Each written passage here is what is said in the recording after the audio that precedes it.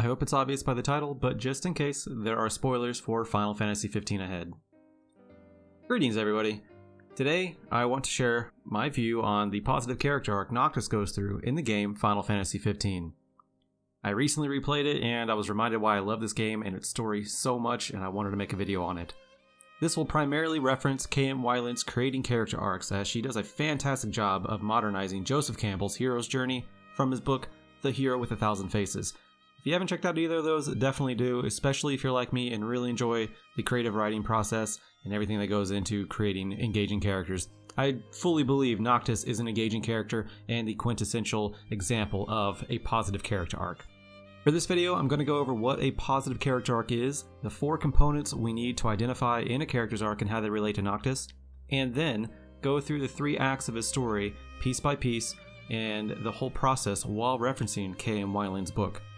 It's also worth noting that I'll primarily be talking about the core Final Fantasy XV story, as there's a ton of expanded universe that we can get into, but I will only mention that when necessary to set up some form of reasoning for Noctis being the way he is. The main story is told from his point of view, and I'd like to keep the video that way. Also, if new users come in and they just like Final Fantasy XV and just play the game, they don't have to absorb all this expanded universe to really enjoy this video. I prefer it that way. What is a positive character arc? This is going to be a narrow summarization, so bear with me. We'll get into all of it as we get going, because every character arc has a lot of intricacies and complexities. But to summarize, your character, they're going to start at point A, unfulfilled and in some form of denial. You find them in the world as they know it, and they've been there for a very long time. They end up at point B, having changed in a positive way, breaking out of their normal world and venturing into the unknown. In this case, Noctis starts as a brooding and rather disrespectful brat and ends up becoming the chosen king who gives his life for the world. You quite literally get to play as him during his first steps outside his normal world, thus starting him on his adventure. From here, let's identify the 4 components in a character arc and how they relate to Noctis. Those 4 components are the need, want, lie, and ghost. Let's start with the lie.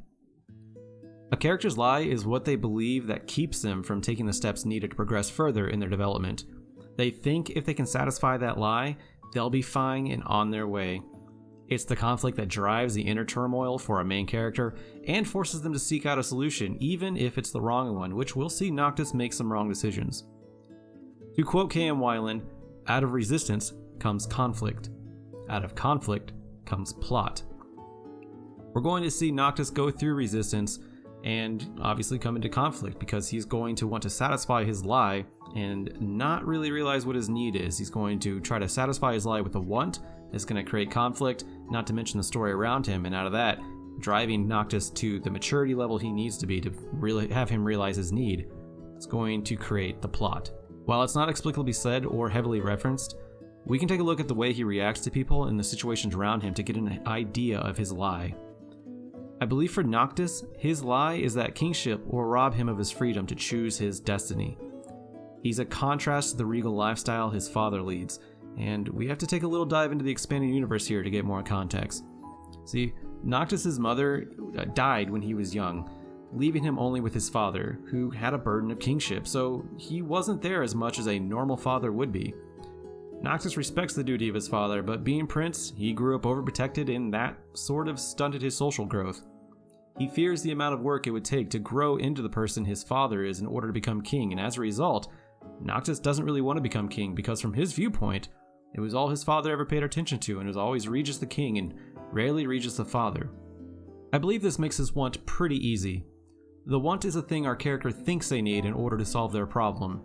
It's kind of vague for Noctis. He's not very enthusiastic about anything, but he starts out rather angsty and brooding. But that can give us some clues, as he sort of brushes off his dad or gives the lowest amount of effort to formality to please him. You can see he doesn't really take to royalty very much, and he doesn't dress like the part either, and he treats his friends like they're on equal ground also. In fact, he even dresses like his friends as well. I think this can be strong evidence for his want. He wants to have a life outside of kingship. He knows he has to be king someday since he's a prince, and he's only left the kingdom one time, and he got attacked back then, and we'll get into that when we talk about his ghost. But until the start of the game, he's only left the kingdom once, and he's already 20 years old. He thinks if he can get this worldly experience and time to live as a normal youth, that maybe he won't regret having to eventually be king. He thinks he'll at least get a little satisfaction just driving across country with his friends and hunting monsters and fishing and camping. It's the life he always wanted and would have if it were his choice. But that's not what he needs. Noctis is the chosen one of prophecy that brings light to darkness. And while he doesn't realize that yet, he will eventually. But to get back to what a need is, a character's need is what they have to internalize in order to change. It's an internal conflict, waging a war inside the head and the heart of our character that simmers for a good portion of the story until it starts to boil over and forces our character to change. In this case, he needs to embrace his fate as the chosen one to become king. In order to do this, he'll need to mature himself and cast off the beliefs he has about being king in order to fully transform into the hero the story needs. And as we see in the game, this happens on a figurative and literal sense with a 10-year time jump. And finally, there's the ghost. The ghost is something that happened to the character that caused them to believe the lie that they believe. We've already touched on it a little bit whenever we were talking about the lie. Noct grew up without a mother and his dad was busy running a kingdom. This gave him a glimpse into what it takes to run a kingdom. In addition to that though, in the expanded universe piece Brotherhood, we learned Noctis was attacked by a demon when he was young, paralyzing him and confining him to a wheelchair for a bit of his childhood. It's also mentioned in the prologue web novel Parting Ways that Noctis became withdrawn after this incident, losing a lot of his childlike innocence and instead started to brood and become disinterested in many of his daily activities and duties. While it's not specifically mentioned in the core Final Fantasy XV game, we can use this as a reference as to why he doesn't want to be king. That incident changed him and caused him to become distant and possibly doubt himself, thus making that incident and the following observations of his father that result in the realization of how heavy the burden of kingship is, his ghost. It's why he thinks he'd be better off having a normal life. Now that we understand the 4 components of a character arc and identified them in Noctis, it's time to apply this information. Character arcs are usually 3 acts, and Noctis is no exception.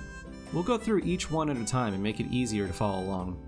The first act is about seeing how the ghost and the want of our character influence their interactions with the normal world, their comfort zone, and then exploring the unknown. In this case, we'll see Noctis' disinterest in the royal lifestyle and how he's rather dismissive of his father, the king. We'll also see how Noctis indulges in his want by trying to fit in with his friends outside of the kingdom until the point his world is shattered, forcing him to acknowledge his lie on a subconscious level. Typically, the first half of the first act details the normal lifestyle of our character. This is approached a little differently in video games, as all that buildup is sort of skipped or hinted at via cinematic or other world-building elements and backstory. When we play video games, we play to get to the action and assume the character as they're leaving their normal world. That's where we start with Noctis, as he's leaving his normal world, the kingdom, in order to set off on a diplomatic voyage to Altissia to marry his childhood friend, Lunafreya. With this, he's thrust into the unknown world. He's outside the kingdom and the rules are different here. People know him, but they treat him differently, like Sid and Cindy. They treat him like he's a child, especially Sid, who calls him out immediately for being a brat. It's actually pretty great. But all this does for Noct is reinforce that he's not fit to be king and would rather be a normal person with his friends. It reinforces the lie he's been telling himself, as he's not even a king yet and people are already snarky toward him. But in the same token, it also provides Noct with a form of motivation to pursue his want more. One of the traits we see in Noct, besides him being bratty and disrespectful, is that he's persistent, he's stubborn, and he's determined. This can be seen when he and his friends drive outside the kingdom for the first time together and their car breaks down. Instead of packing it up and going home, which they could have easily done, because regardless of his mission, he's still a prince and he still has a fallback, he still has a safety net there. But instead of indulging in that, they push their car to Sid and Cindy's. And Noctis isn't even the one driving. Ignis is driving. Noct is outside pushing with Gladio and Prompto, showing that he's willing to put in the work to get the job done. He's willing and capable of being just one of the boys. All of these little things start to build up, and Noct realizes he can't be so flippant about everything.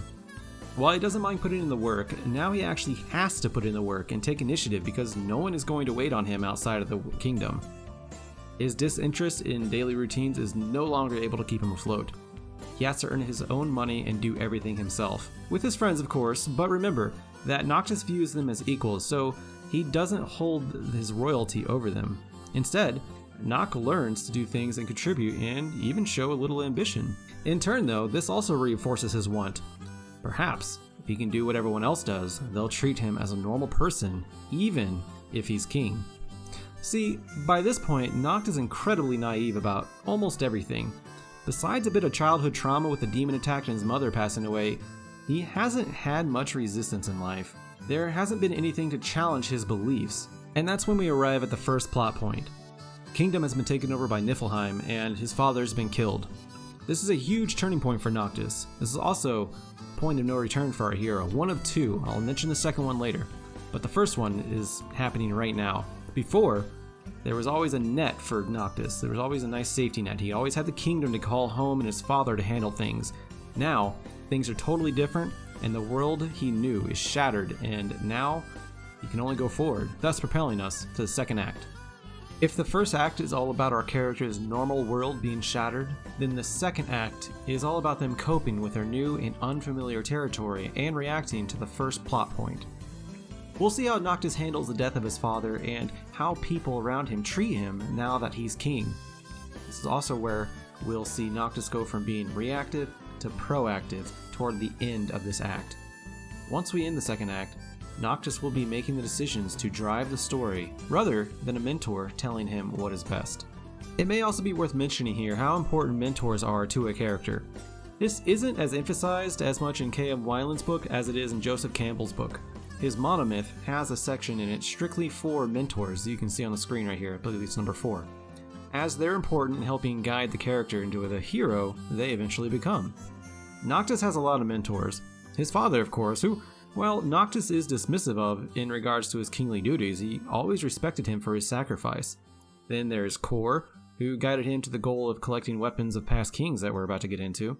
And then there's also Noctis' friends, of course, primarily Ignis and Gladio.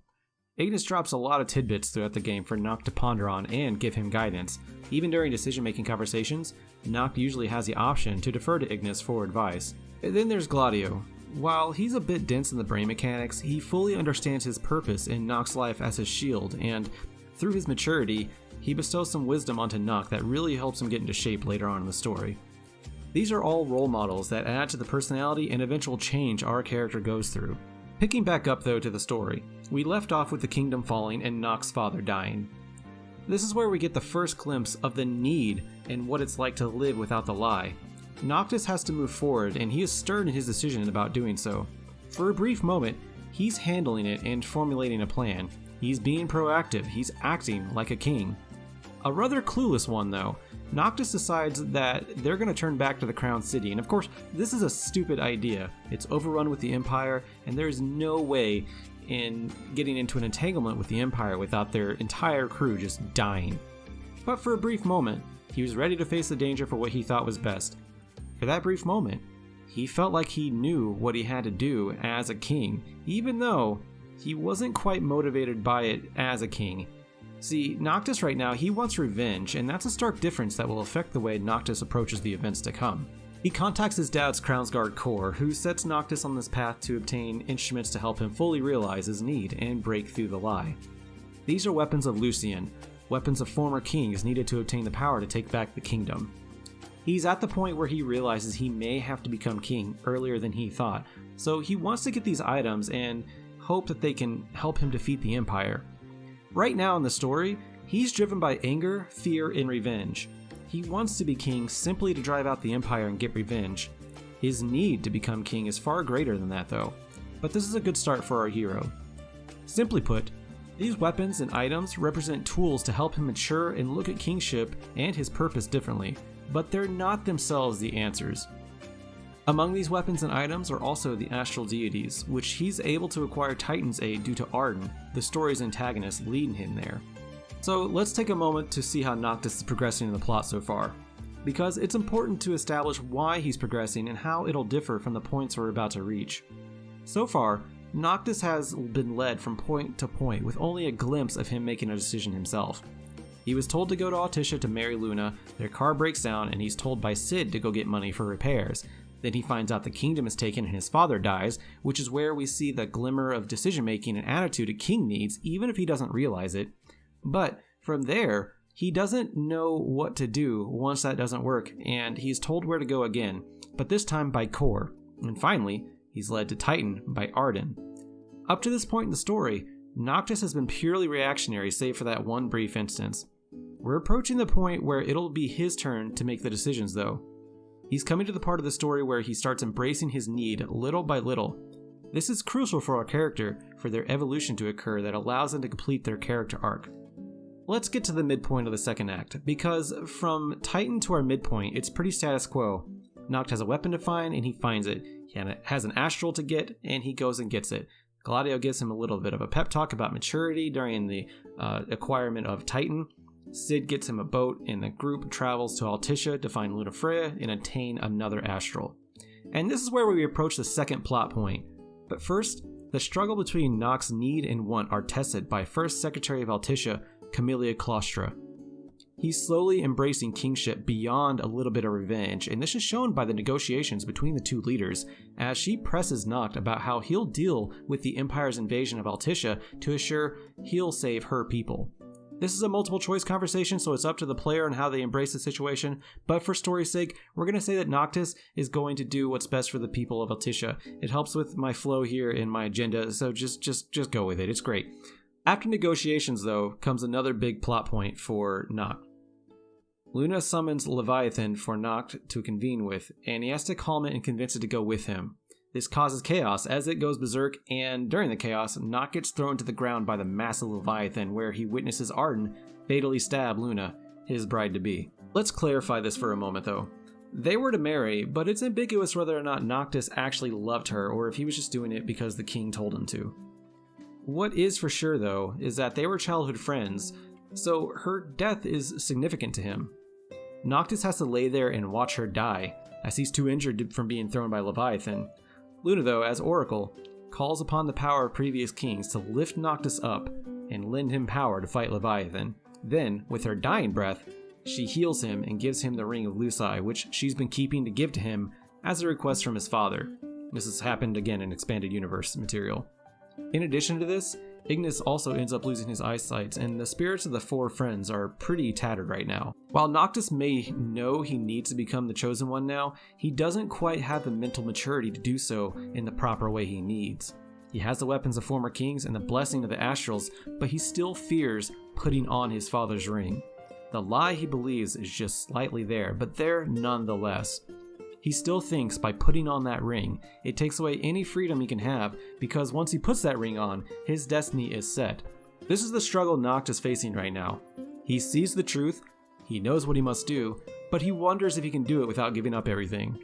We'll eventually find out that he can't, but that's the fun part of an arc, seeing the transformation in a hero from wanting to indulge in their basic pursuits and live with the lie they've been telling themselves all their life, to knowing what needs to happen and casting off their lie to step through the veil as a new and improved character. From here, though, Noct is now being proactive in his ventures, no longer being led by someone or fulfilling a duty based on someone else's plea. The group now heads to the capital Niflheim to take back the crystal that was stolen during the invasion of the Crown City. During the group's downtime, Gladio gives a pretty damn good talking to Noctis, as he sees that Noct doesn't want to put on his father's ring and instead wants to withdraw like he normally does. I'm going to take a quote from K.M. Weiland's book that sums up this scene pretty well.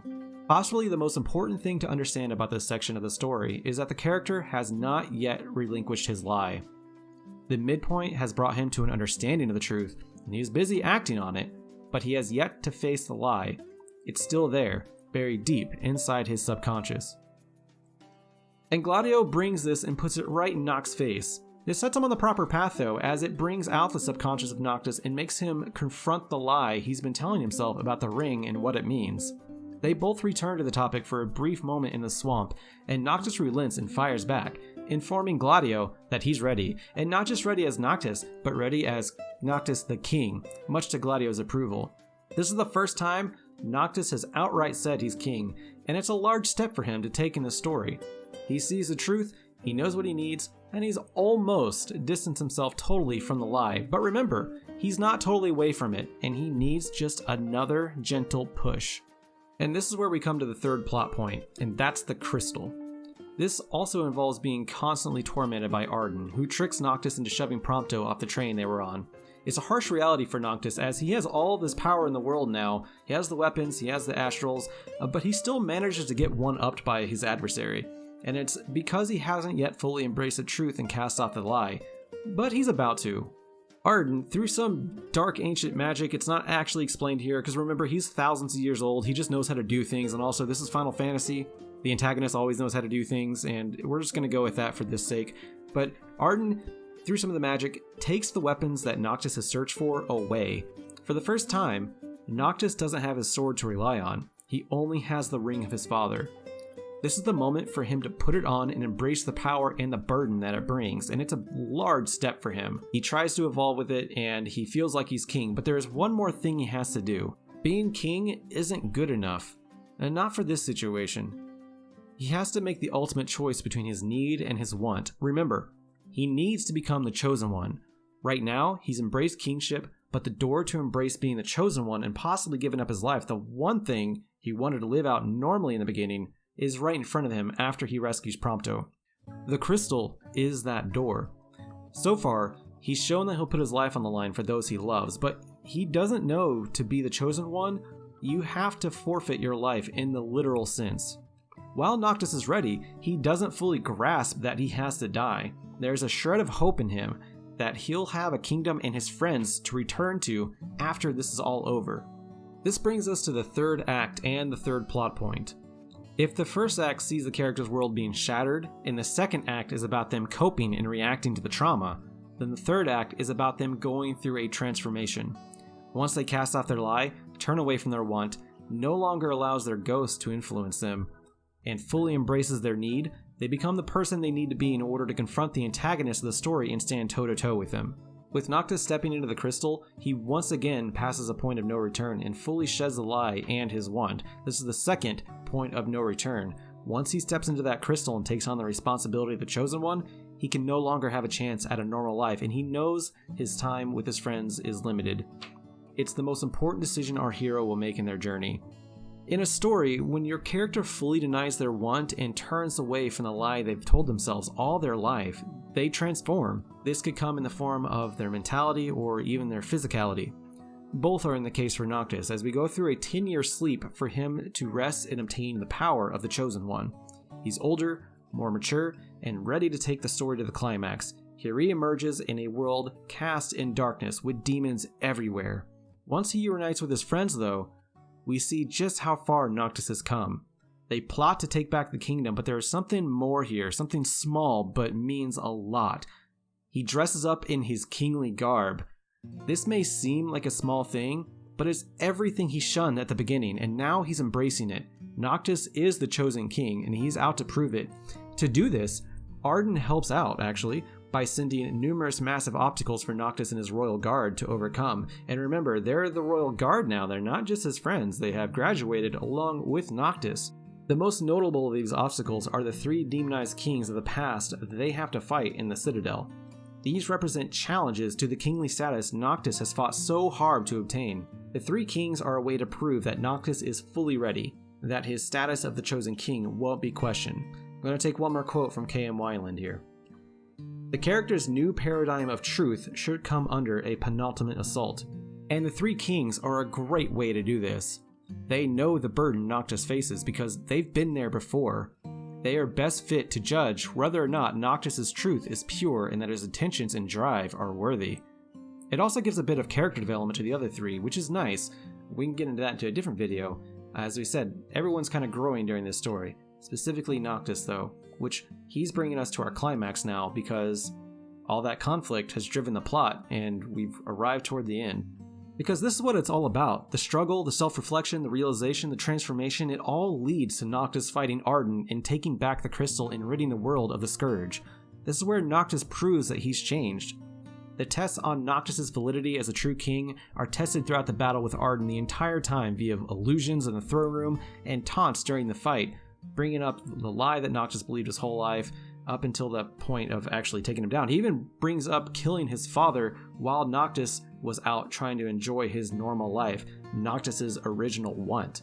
It's all chords to Noctis' positive change arc that he's hitting, because they're all incredibly important to who Noctis is, was, and became. It's absolutely beautiful the way they tell it. Noctis fights on though, and eventually defeats him. And finally, That brings us to the resolution of the story, and this is where Noctis walks up to the throne room, sits in the throne as Noctis, the true king, says he's ready, sacrifices his life to bring light back to the world. He greets Arden in the afterlife inside the crystal, and with the kings before him, banishes him for good, thus bringing an end to the arc of Noctis, Lucis, Caelum. I thank you all for joining me for this rather long video. Noctis ended up becoming one of my favorite characters and one of my favorite Final Fantasy entries. I have a lot of love for this story, but I'll detail that in another video. I'm definitely not done talking about Final Fantasy 15. Until then though, like, share, and subscribe if you liked the video, and once again, thank you for joining me, and I'll see you around.